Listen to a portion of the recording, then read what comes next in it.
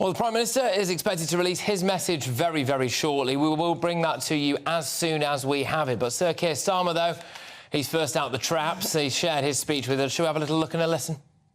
On behalf of the Labour Party, I'd like to wish you all a Happy New Year.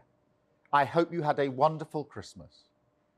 2023 has been a year of pride and achievement for the Lionesses, yet again so close to doing an unprecedented double.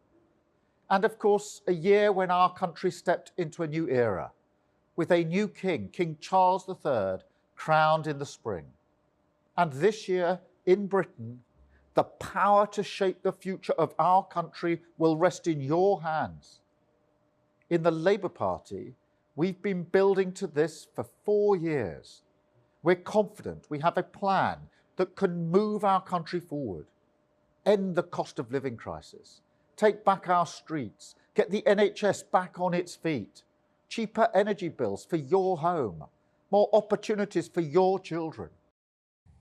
Well, there you go. Cheery start to the new year, perhaps. So what happened this year in politics? Joining us now to take a look back on the year and react to Starmer's message there is political commentator Peter Spencer. Peter, thank you very much for your time and a Happy New Year. A little bit early, but a Happy New Year to you. I want to ask you, we looked at the Christmas messages and now it's the New Year's messages from our political leaders. This is where they get political. It most certainly is. And we look at, for example, Keir Starmer's message there, and I do have to say that people say that he's the anti-charisma candidate. Well, I had to say that was written extremely large there. I mean, he's sort of this throttle delivery. Oh, well, we hope you have a very lovely Happy New Year. He makes John Major sound like Jimmy Tarbuck, for heaven's sake. And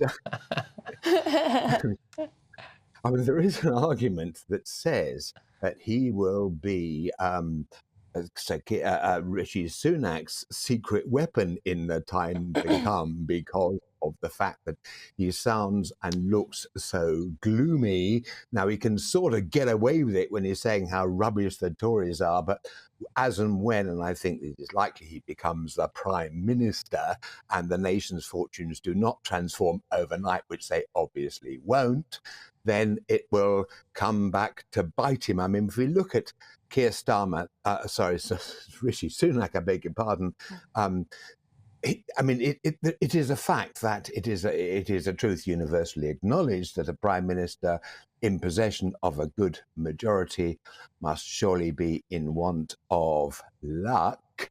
And apologies to Jane Austen there, but the reality is that he's been spectacularly unlucky.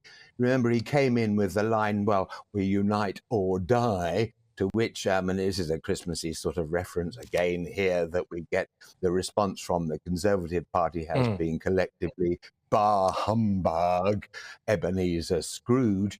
As a consequence, every kind of legislative inroad he's tried to make or posture he's tried to strike, he's had to trim the sails and duck and weave. So as a consequence is that it doesn't look particularly coherent.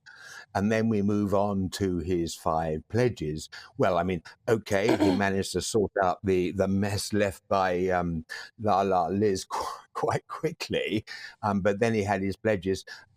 He's, apart from inflation, which pretty well all economists said would come down anyway, he's actually failed on them all. And to my mind, the biggest mistake he has made was to nail his colours to the Rwanda mast. All he had to do was to quietly ditch it, and then he could now be turning round and playing the quiet competence card and make the point that crossings from the Channel have in fact gone down by a third, which is down to him making sensible sort of advances to the Albanian government. And also, hallelujah, the Home Office has actually started to make serious inroads into the backlog. And the weather, of course, has played its role, Peter. Peter, can I just ask you about a couple of things that are in the news today? So we've got Starmer beating Sunak head-to-head in a new poll. It's on the front of the Times. 32% prefer the Labour leader. We will be bringing you Rishi Sunak's New Year message later on in the show.